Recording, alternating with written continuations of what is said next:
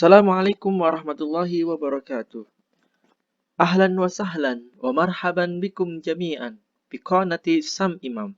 Selamat datang kembali teman-teman semuanya dalam channel YouTube Sam Imam. Kaifa halukum jami'an? Bagaimana kabarnya teman-teman semuanya? Arjukum bisihha wal afiyah. Semoga teman-teman semuanya dalam keadaan sehat wal afiat. Teman-teman semuanya, pada kesempatan kali ini dan di video kali ini, saya akan berbagi terkait dengan materi lanjutan terkait dengan materi terjemah. Kalau minggu kemarin kita sudah membahas tentang metode, salah satu metode yang ada dalam proses penerjemahan, yaitu metode harfiah, pada kesempatan kali ini saya akan membahas kembali terkait dengan metode selanjutnya, yaitu metode tafsiriyah. Oke, teman-teman semuanya, sebelum kita mulai diskusi ataupun penjelasan terkait dengan apa itu metode tafsiriyah, jangan lupa subscribe, like, dan komen channel YouTube Sam Imam. Oke, teman-teman semuanya, seperti yang saya sampaikan di awal, bahwasanya pada minggu kemarin kita sudah membahas terkait dengan metode harfiah, yang mana metode harfiah itu merupakan salah satu metode yang ada dalam proses penerjemahan dalam bahasa Arab ke dalam bahasa Indonesia, ataupun dalam bahasa asing ke dalam bahasa sasaran, yaitu bisa bahasa Indonesia maupun bahasa lainnya. Nah, yang selanjutnya adalah metode yang kedua, yaitu terkait dengan metode tafsiriyah. Oke. Metode tafsiriyah seperti halnya yang saya tuliskan di layar PowerPoint ataupun di layar yang bisa teman-teman semuanya lihat, bahwasanya metode tafsiriyah itu merupakan suatu cara penerjemahan yang tidak memperhatikan peniruan, susunan, dan urutan teks sumber. Nah, yang terpenting dalam metode ini adalah penggambaran makna dan gagasan bahasa sumber dengan baik dan utuh. Nah, metode tafsiriyah ini berbanding terbalik dengan metode harfiah. Kalau yang teman-teman semuanya ingat di video minggu kemarin, bahwasanya kalau metode harfiah itu kan adalah bagaimana proses penerjemahan yang mana itu cara penerjemahnya adalah kata per kata seperti itu. Nah, sedangkan dalam metode tafsiriyah ini tidak memperhatikan peniruan susunan dan urutan teks sumbernya, tapi poin yang paling penting adalah penggambaran makna dan gagasan bahasa sumber dengan baik dan utuh. Jadi ada misalnya ada sebuah teks dalam bahasa Arab, dan dalam teks tersebut kan pastinya ada pesan yang ingin disampaikan. Nah, pesan itu nanti adalah makna dan gagasannya. Nah, makna dan gagasan dalam bahasa sumber itu nantinya akan digambarkan ke dalam bahasa terjemah ataupun bahasa Indonesia dengan cara bahasa yang baik dan benar menurut cara penerjemahnya seperti itu. Itu adalah definisi dari metode tafsiriyah. Yang selanjutnya, teman-teman semuanya, ada beberapa langkah ataupun yang harus teman-teman semuanya perhatikan terkait dengan langkah-langkah dalam praktek penerjemahan menggunakan metode tafsiriyah. Nah, langkah yang pertama adalah teman-teman semuanya harus memahami betul, yaitu terkait dengan makna bahasa sumber. Ya, langkah yang pertama adalah makna bahasa sumber dipahami. Maksudnya seperti apa? Jadi dalam prakteknya, dalam praktek penerjemahan, menggunakan metode tafsir ini, pertama-tama teman-teman semuanya, hal yang pertama yang harus dilakukan adalah makna sumber bahasa dipahami.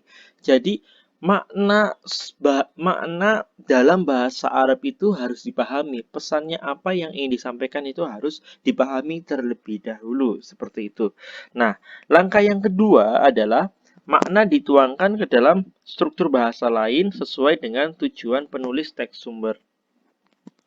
Nah, dalam langkah yang kedua ini, makna itu dituangkan ke dalam struktur bahasa lain, yaitu bisa dengan bahasa Indonesia, karena ini kita pembahasannya dalam bahasa Indonesia, sesuai dengan tujuan penulis teks sumber. Jadi, makna itu dialihkan ataupun diproses pemindahan dari bahasa sumbernya ke dalam bahasa Indonesianya.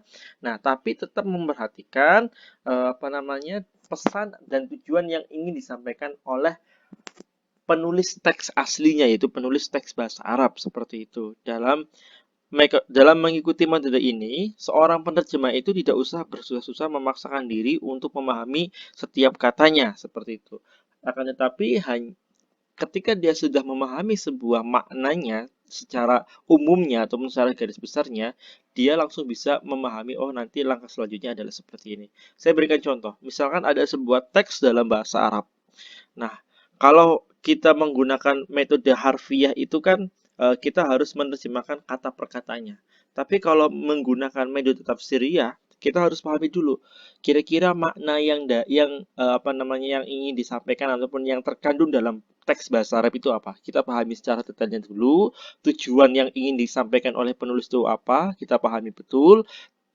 Setelah itu kita tuangkan ke dalam struktur bahasa lainnya, itu ke dalam apa namanya bahasa Indonesia. Jadi strukturnya itu tidak harus mengikuti struktur bahasa Arabnya, tetapi bisa menyesuaikan dengan struktur bahasa Indonesia, yaitu bahasa lainnya. Akan tetapi dengan catatan kita harus memperhatikan betul terkait dengan apa sih yang ingin disampaikan terkait dengan tujuan penulis teks bahasa Arab itu. Oke. Eh, ada beberapa kelebihan dan kekurangan yang apa namanya yang ada dalam metode tafsiriyah ini. Kelemahan yang pertama adalah eh, campur tangan yang terlalu mendalam dari seorang penerjemah. Kalau misalkan metode tafsiriyah ini kan jadi bagaimana proses ataupun gaya bahasa eh, dalam bahasa Indonesianya ataupun dalam bahasa lainnya, itu bahasa sasarannya, itu kan sangat dipengaruhi oleh apa namanya kemampuan bahasa seorang penerjemah tersebut. Jika kemampuan bahasa seorang penerjemah tersebut itu apa namanya menggunakan penerjemahan yang bagus, maka hasilnya pun akan cukup bagus. Itu yang pertama. Akan tetapi ketika campur tangan itu terlalu berlebihan juga, nanti ada beberapa hal yang tidak diinginkan terjadi. Misalkan ada beberapa poin-poin ataupun tujuan-tujuan yang penting yang terkurangi dari teks bahasa sumbernya. Misalkan teks bahasa Arab yang membahas tentang fikih seperti itu.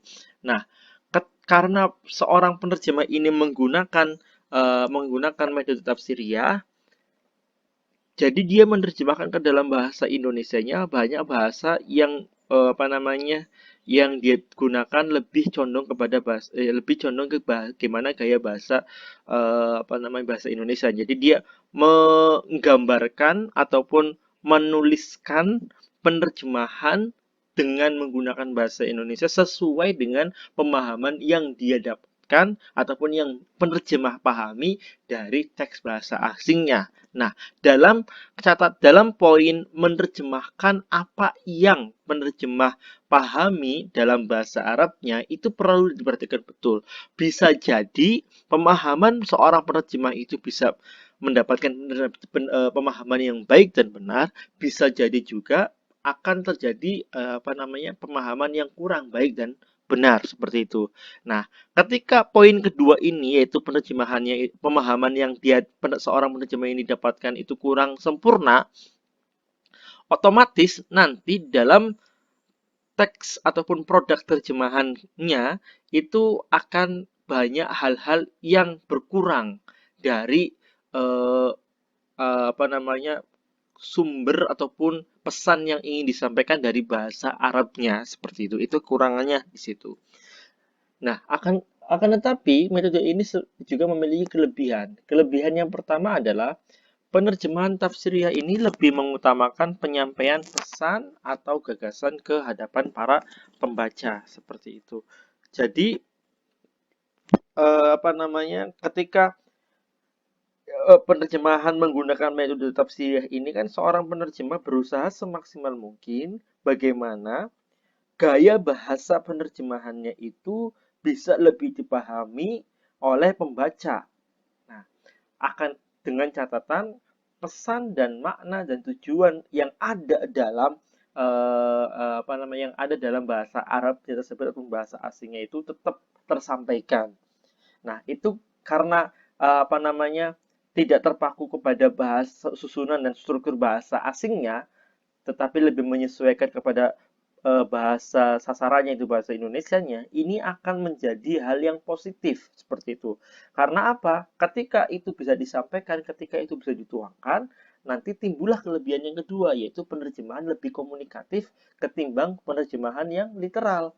Jadi kita seakan-akan membaca sebuah terjemahan yang aslinya itu adalah dari teks Arab, seakan-akan ini adalah bahasa dari bahasa Indonesia, bahasa sasaran itu sendiri. Nah, pastinya pembaca itu lebih bisa memahami, oh maksudnya seperti ini, oh yang ingin disampaikan oleh penerjemah itu seperti ini, seperti ini, seperti ini. Sedangkan kalau misalnya penerjemahan literal itu kan ada kekurangannya. Kekurangannya adalah ketika teks tersebut memang tidak cocok menggunakan cara metode penerjemahan literal ataupun harfiah, tapi dipaksakan, maka pembaca akan lebih sulit memahami. Ini maksudnya seperti apa? Kok bisa seperti ini? Apa yang ingin disampaikan oleh penulis aslinya seperti itu. Tetapi ketika menggunakan metode penerjemahan tafsiriyah, eh, pembaca lebih akan cepat memahami. Oh, maksudnya seperti ini. Oh, tujuannya adalah seperti ini. Itu adalah kekurangan ataupun kelebihan dan kelemahan dari metode tafsiriyah. Oke, selanjutnya teman-teman semuanya, saya akan memberikan sebuah contoh teks yang menggunakan penerjemahan apa namanya menggunakan penerjemahan tafsiriyah. Teksnya adalah saya bacakan terlebih dahulu. Inna ta'diyata ta'ni tasliman bimabda'il ikhtilafi wa iqraran bitabayuni wa i'tirafan bitanawu'i wa ta'amuli ma'al akhari fit ta'ayusi wa tawasuli wa tahawuri wal mujadalati bil husna.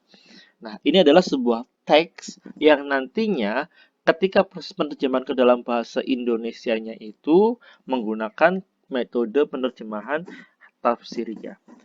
Eh, Terjemahan yang dibuat adalah ataupun yang diterjemahkan menggunakan metode tafsir adalah penerjemahannya menjadi pluralisme berarti menerima dan mengakui prinsip perbedaan serta menjalin hubungan dengan yang lain dalam kerangka saling berinteraksi dan berdialog yang baik. Itu adalah hasil penerjemahan menggunakan metode tafsiriyah. Coba kalau misalnya kita perhatikan betul, kalau kita menerjemahkannya menggunakan metode harfiah, pasti penerjemahannya akan lebih kaku. Sesungguhnya pluralisme yang dimaksud, nah itu kan sudah akan sudah sulit dicerna dan bahasanya kurang komunikatif seperti itu. Tapi ketika kita menggunakan metode tafsiriyah yang mana diawali dengan memahami terlebih dahulu makna dan teks yang ingin disampaikan oleh teks bahasa asing tersebut itu apa sih seperti itu. Nah, setelah itu kita tuangkan dalam struktur bahasa Indonesia. Nah, kalau kita mencermati terjemahan tersebut juga, kita mendapati ketidakpatuhan untuk mengalihkan setiap kata ke dalam bahasa Indonesia ataupun bahasa sasarannya. Nah, sedangkan prinsip yang ditempuh adalah perhatian terhadap makna yang dimaksud. Pengalihan tidak dilakukan berdasarkan kata per kata, tetapi dititik beratkan pada makna.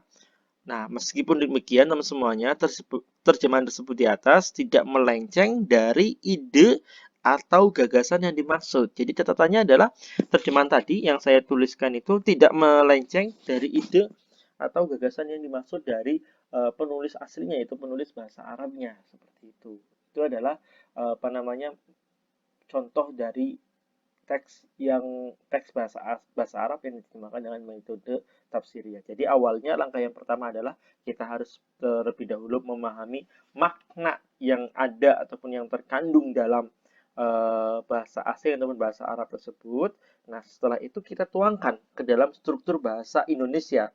Nah, sesuai dengan tujuan penulis teks sumbernya. Jadi maknanya dan pesannya dan tujuannya itu tetap sama seperti tanpa mengurangi ide dan gagasannya. Itu adalah dua langkah yang paling penting. Pertama, pahami makna bahasa Arab tersebut yang ditulis oleh penulis. Yang kedua, kita memindahkan pemahaman makna tersebut ke dalam bahasa Indonesia dengan catatan tanpa merubah ide atau gagasan atau pesan ataupun tujuan yang ingin disampaikan oleh penulis aslinya, yaitu penulis dalam bahasa Arab. Nah, itu adalah metode tafsiriyah. dari komentar ataupun respon di video kemarin banyak yang bertanya, terus apakah satu teks itu bisa diterjemahkan ataupun hanya diterjemahkan menggunakan satu metode atau seperti apa? Nah, muncullah setelah polemik seperti itu ataupun pertanyaan-pertanyaan dari pemerhati ataupun pembelajar yang ingin mempelajari bagaimana cara menerjemah, para pakar memberikan solusi, yaitu solusinya adalah perpaduan metode harfiah dan tafsiriyah. Jadi dalam satu teks ataupun dalam sebuah teks kita bisa menggunakan dua metode itu sekaligus seperti itu. Nah, dari para pakar itu memberikan beberapa langkah-langkah yang harus diperhatikan oleh eh, calon penerjemah ataupun penerjemah. Langkah yang pertama adalah penerjemah itu penerjemah mengalihkan teks sumber secara harfiah dengan mengikuti struktur dan urutan teks sumber kata per kata seperti itu. Jadi yang pertama yang dilakukan dengan menggunakan perpaduan metode harfiah dan tafsiriyah dalam proses menerjemahnya ataupun dalam praktek menerjemahnya, penerjemah itu pertama mengalihkan teks bahasa Arabnya secara harfiah, berarti secara kata per kata, struktur per struktur ke dalam bahasa Indonesianya. Jadi langkah yang pertama ini adalah kita menggunakan metode harfiahnya, menggunakan metode harfiah terlebih dahulu. Nah, langkah yang kedua adalah mengalihkan terjemahan harfiah ke dalam struktur bahasa penerima yang pokok. Jadi yang kedua adalah mengalihkan terjemahan harfiah ke dalam struktur bahasa penerima yang pokok. Ataupun dalam poin ini ada catatannya terjadi proses transposisi tanpa menambah atau mengurangi. Maksudnya seperti apa teman-teman semuanya? Jadi dalam langkah yang kedua ini kita kan tadi kan langkah yang pertama kan kita sudah menerjemahkan kata per kata kan seperti itu dengan mengikuti struktur ataupun dengan mengikuti struktur dan urutan teks bahasa Arabnya. Nah, langkah yang kedua ini kita mengalihkan terjemahan harfiah yang pertama itu ke dalam struktur bahasa Indonesianya, bahasa penerima berarti bahasa Indonesia. Yang awalnya itu lebih kaku bahasanya karena itu adalah kata per kata, kita sesuaikan dengan gaya bahasa Indonesianya supaya lebih lebih terpahami. Misalkan ada sebuah teks yang berbunyi tadi contohnya inna ta'diyata ta'ni. Nah, kalau kita pahami terjemahannya kata per kata adalah sesungguhnya pluralisme yang dimaksud adalah kan seperti itu kan lebih kaku tapi itu kan lebih kaku karena penerjemahannya lebih menggunakan eh, metode harfiah. Nah, kalau perpaduan ini setelah sudah ada contoh penerjemahan tersebut ataupun setelah sudah ada terjemahan yang menggunakan metode harfiah, kita perbaiki lagi dengan menyesuaikan ataupun mengalihkan terjemahan harfiah tadi ke dalam struktur bahasa Indonesia, bahasa penerimanya. Jadi bahasanya itu lebih disesuaikan dengan bahasa Indonesianya. Oh, susunan ini kayaknya kurang tepat dengan bahasa Indonesia. Maka dari itu susunannya harus diganti, diubah seperti ini, seperti itu. Nah, tapi dengan catatan di langkah yang kedua ini dalam proses perpindahannya itu kita tidak boleh menambah atau mengurangi. Ingat, langkah yang kedua tanpa menambah dan mengurangi, hanya menyesuaikan dengan struktur bahasa Indonesianya tanpa menambah dan mengurangi dari terjemahan kita seperti itu. Nah, langkah yang ketiga itu adalah seorang penerjemah mengulangi proses penerjemahan dengan menyalami perasaan, emosi, atau spirit penulis aslinya, yaitu penulis bahasa aslinya, melalui penggunaan metafora yang relevan dan gaya bahasa dan penulisan yang dipakai. Pada langkah ketiga ini, penerjemah itu memperhatikan lagi teks terjemahan yang awalnya dari terjemahan metode harfiah, terus yang kedua diubah ke dalam bahasa Indonesia, yaitu disesuaikan ke dalam bahasa Indonesia dalam segi strukturalnya. Ketika itu berarti kan sudah ada dua hasil produk kan. Produk yang pertama adalah terjemahan yang menggunakan metode harfiah, yang kedua adalah terjemahan yang apa namanya struktur dan susunannya itu menyesuaikan dengan bahasa penerimanya, yaitu bahasa Indonesianya. Nah, terjemahan yang kedua ini kita sebagai seorang penerjemah itu harus membaca lagi. Oh, kira-kira sudah pas atau belum, seperti itu. Nah, kita bisa memahami sudah pas atau belumnya itu dengan kita memahami apa namanya, dengan kita memahami atau memperhatikan betul atau menyelami lebih dalam sebenarnya apa sih yang ingin disampaikan oleh seorang penulis ini, sebenarnya pesan pesan apa sih, terus spirit apa sih yang ingin disampaikan oleh penulis ke dalam tulisannya seperti itu. Nah, ketika kita sudah memahami betul apa yang ingin disampaikan seorang penulis bahasa asingnya ataupun bahasa Arab yang awalnya, kita nanti bisa menemukan, oh terjemahan yang kedua ini rasanya kurang tepat. Harus ada yang disesuaikan lagi. Nah, dalam tahap ketiga ini harus ada yang disesuaikan lagi, itu bisa menambah dan mengurangi dari katanya yang ada di terjemahan yang kedua tadi. Seperti itu. Supaya lebih apa namanya, hasil terjemahannya itu supaya lebih terasa semangat dan riroh dan apa namanya keinginan penulis awalnya, yaitu penulis bahasa Arabnya. Karena ketika menggunakan bahasa Indonesia atau dengan menggunakan bahasa Indonesia yang bahasanya itu sudah sesuaikan supaya nanti hasilnya komunikatif, otomatis apa namanya semangat yang disampaikan oleh penulis lebih terasa kepada pembacanya. Jadi pada perpaduan metode harfiah dan tafsiriyah ini ada 3 langkah. Yang pertama, yang harus dilakukan oleh penerjemah itu, penerjemah menerjemahkan teks bahasa Arabnya menggunakan metode harfiah, yaitu dengan cara kata per kata dan sesuai dengan urutan struktur teks bahasa sumbernya. Itu langkah yang pertama. Sedangkan langkah yang kedua adalah setelah ada apa namanya hasil dari terjemahan yang menggunakan teks menggunakan metode harfiah, langkah yang kedua adalah kita teks tersebut disesuaikan ke dalam gaya bahasa Indonesia, yaitu gaya bahasa penerima ataupun gaya bahasa sasarannya itu gaya bahasa Indonesia. Dengan catatan tanpa adanya pengurangan dan penambahan kata asalnya, tapi hanya menyesuaikan strukturnya saja, seperti itu.